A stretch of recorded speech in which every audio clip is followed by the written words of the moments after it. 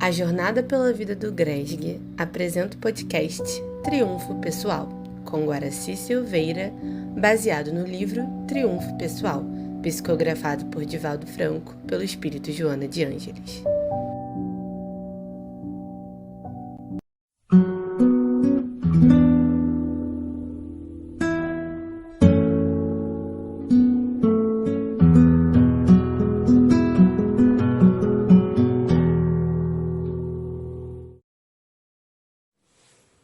Prezados amigos e amigas que estão estudando conosco o livro Triunfo Pessoal da mentora Joana de Ângeles, através da psicografia do Divaldo Franco, nós estamos ainda no primeiro capítulo do livro, o cérebro e o espírito, e agora estamos estudando sobre o inconsciente. Então já estamos falando sobre o inconsciente pessoal, o inconsciente coletivo, que foram propostas do Jung. Antes a proposta foi do Freud, só do inconsciente. O Jung avança, colocando então que teria o inconsciente pessoal e o inconsciente coletivo, o pessoal mais próximo da consciência, e o impessoal nas camadas mais profundas da psique.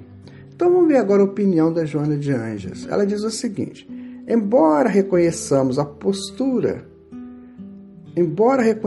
oportuna tese como de valor incontestável, pensamos que esse inconsciente coletivo corresponde às experiências vivenciadas por cada indivíduo no processo da evolução, passando pelas etapas reencarnacionistas nas quais transitou nas diversas fases do desenvolvimento antropossociopsicológico de si mesmo, atravessando os diferentes períodos da humanidade nos quais esteve.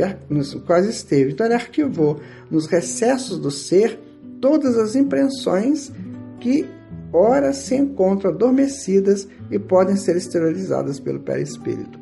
Então nós já falamos isso anteriormente. Vejam vocês, vamos imaginar nosso primeiro dia de humanos, ou seja, a consciência ela acontece no momento em que nós nos humanizamos, ou seja, nós saímos da faixa anterior, que é a faixa do irracional. Então, no momento em que houve a eclosão da consciência, que nós nos humanizamos, aí começamos a viver essas experiências de alguma forma consciente.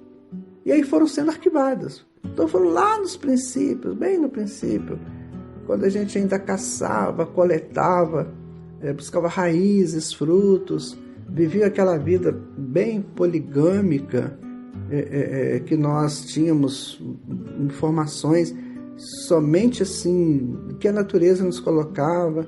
Nós íamos ali nos conversando, formando grupos, tribos, iam começando então um outro processo do andamento da nossa evolução. Então tudo isso está arquivado em nós, tudo isso. Então de vez em quando a gente tem umas atitudes assim meio que estranhas, meio animalescas, não é? A gente fica meio bravo, fica quase que urrando. Então isso tudo está guardado dentro de nós. Está tudo lá no campo mais adormecido. Lembra quando nós estudamos do cérebro trino, do Paul MacLean, quando ele fala do cérebro reptiliano, que está lá guardado como se fossem as expressões mais violentas, que estão na profundidade da psique? Então isso é experiência nossa, nós passamos por lá. Nós fomos homens e mulheres da caverna, nós fomos aqueles coletores, né? Fomos domesticando o trigo, domesticamos o gato, domesticamos o cachorro, os pássaros. Então isso tudo nós temos guardado dentro de nós. É um arquivo extraordinário, é uma biblioteca que nós não imaginamos. Segundo Carl Sagan, o grande astrônomo, astrofísico lá dos Estados Unidos, que já desencarnado, não é uma biblioteca de mais ou menos 200 mil volumes de 500 páginas cada um. Ele fez essa análise, não sei qual foi o ponto de partida dele, mas ele coloca que a nossa memória é parecida com isso, uma biblioteca de 200 mil livros de 500 páginas cada um. Por quê? São vivências nossas. Todas as vezes que nós acalentamos os nossos filhos lá no passado e fomos acalentados pelos nossos pais, toda vez que nós ajudamos a construir uma torre, a fazer uma canalização, a buscar uma condição melhor de vida, a enfeitar uma praça, a montar uma cidade, tudo isso está arquivado em nós, tudo. Então, por isso que nós hoje somos pessoas ricas. mas somos ricos e também temos muitos complexos. E esses complexos muitas vezes nos impedem de explodirmos a riqueza que somos. A gente fica preso à mágoa, ciúme, inveja, egoísmo. A gente não consegue ver essa riqueza que somos. Por isso que a espiritualidade está o tempo todo. Combata o seu egoísmo, combata o seu orgulho. Não é por acaso, ela não faz isso porque é uma coisa literária, chique, elegante. Ela faz isso para te libertar, para você saber quem é você, para que você possa avançar além, sabe? Para que sua mente fique livre, para que você veja os reflexos dos céus nela. Você olha para o firmamento e fala, eu quero chegar lá. Mas a gente fica preso. Ah, não. Fulano eu não consigo perdoar. Ah, esse não. Não, por favor, não. Deixa para outra encarnação. Ah, isso não. Isso eu não consigo, não. Não, pelo amor de Deus, o que é isso? Então, são nossas ideias que vão nos perturbando. São os nossos complexos. Temos que identificá-los e vencê-los. Para isso nós estamos encarnados. Para isso nós estamos na doutrina espírita, né?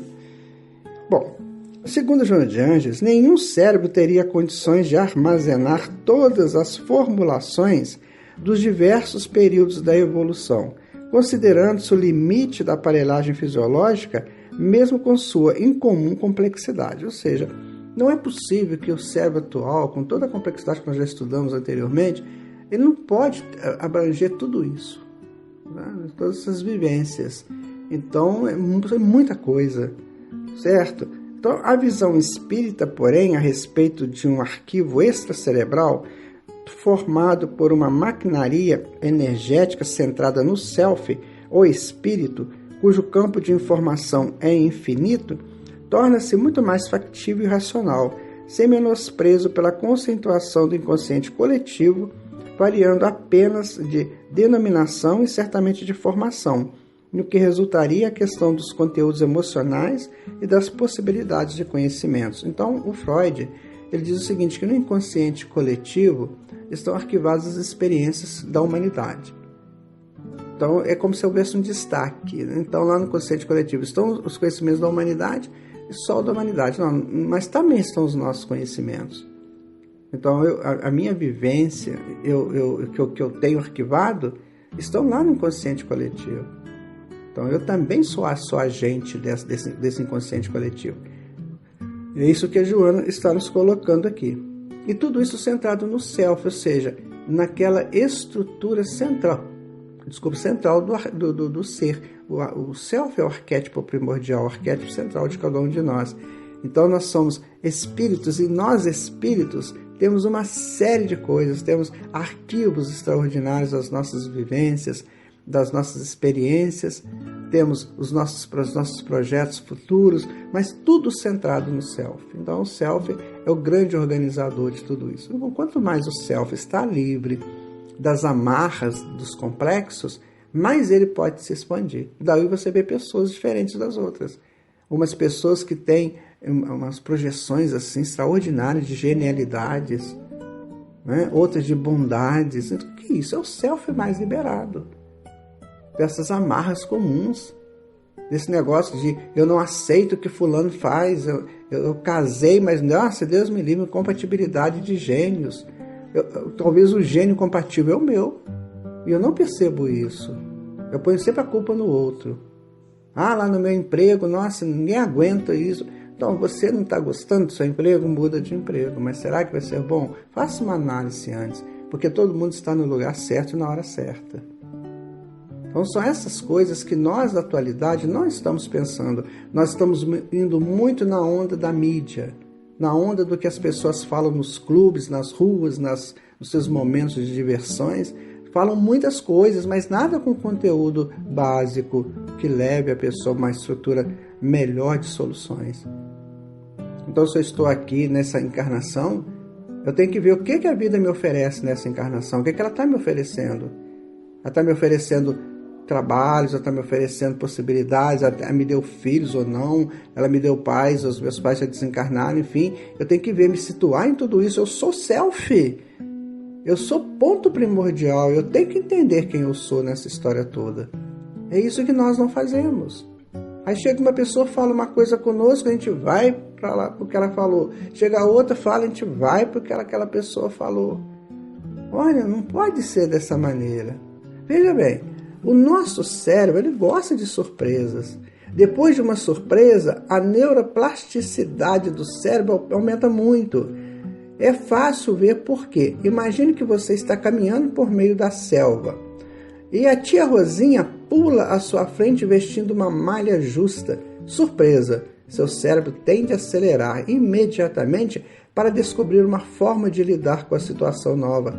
As conexões têm de ser acionadas instantaneamente para conectar todas as soluções possíveis e ajudá-lo a escolher entre elas. Para sobreviver, você tem de processar a informação depressa. A neuroplasticidade também aumenta depois que vimos.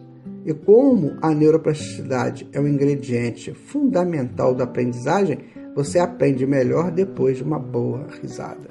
Então veja bem, o que é isso? É quando eu mudo as minhas convicções. Eu tenho aquela convicção, eu sou assim, nasci assim. Não, depois aí a vida te dá uma chance, uma rosinha pula na tua frente e vem com uma roupa justa. Você fala, nossa, que isso? Aí você muda, de repente seu cérebro te dá outras possibilidades, aí você já vai associar a coisas que você viveu lá atrás e traz aquilo tudo e cria uma outra plataforma. Você evoluiu, você adiantou. Por isso que nós temos as experiências do dia a dia. Agora, se a Rosinha pula na minha frente e eu mando essa Rosinha embora, sai da minha frente, você está me atrapalhando a vida, você perdeu a chance. Então, por que a Rosinha pulou na tua frente? A Rosinha é uma pessoa. Por que ela pulou na tua frente? Ela pulou para você modificar as suas conexões. Olha que engraçado. Eu não imaginava que a Rosinha ia pular aqui agora na minha frente. Por que ela pulou? Tá vendo, prezados amigos e amigas, como que a vida é dinâmica? Nós estamos num dinamismo esplêndido da vida e temos que entender esse dinamismo. Se nós vamos viver aí uma encarnação sem avançar nada, você sai do mundo espiritual numa escala de 5.1, fica aqui 80 anos, chega lá, sua escala é 5.1. Lembra daquela parábola dos talentos? Quando aquele que recebeu 5 multiplica para 10, ou recebeu 2 multiplica para 4, aquele que recebeu 1 teve medo e devolveu o 1.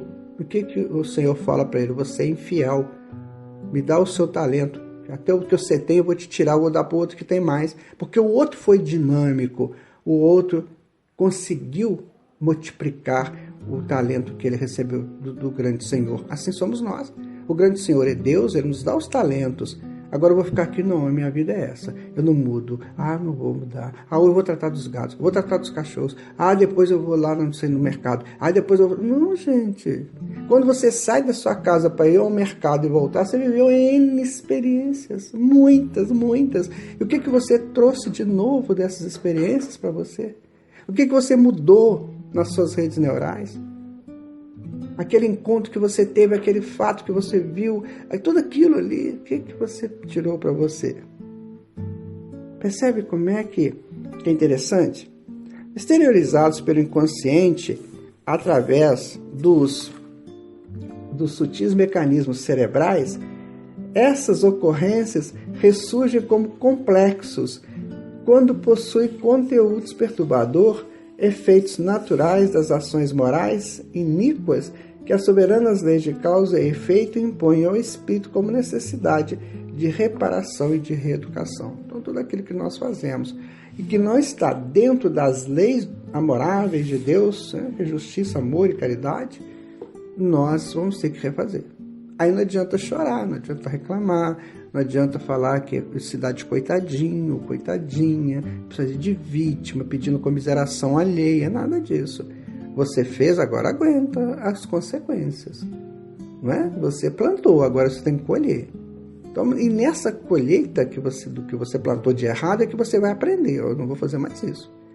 Então, por isso que tem as dores. As dores não vêm para infelicitar ninguém, ela vem para alertar. Olha, você não estava agindo certo, você não conseguiu cumprir com o teu dever perante as leis de Deus. Então agora você vai ter que colher isso aí você vai ficar recluso um tanto de tempo, pode ser numa enfermidade, num leito ou não, mas você está recluso. Então agora você vai pensar, vai analisar, vai ver o que você pode fazer. Nós estamos vivendo um momento, sabe, prezados amigos e amigas, muito importantes para a nossa evolução. Ou nós saímos daqui com o crachá de vencedor, ou saímos com as algemas do perdedor. É sim ou não. É 8 ou 80, não tem meio termo. Nós já vivemos muitas encarnações, já tivemos muitas oportunidades, vivemos muitas experiências. Então agora é decisivo. O que eu quero de fato? A doutrina espírita chegou para mim para quê? Essa é a pergunta que eu tenho que fazer. Muito obrigado pela sua atenção. Eu vou ficando por aqui. Qualquer sugestão, por favor, entre em contato conosco. Muita paz, que Jesus abençoe você, seu lar, seus entes queridos.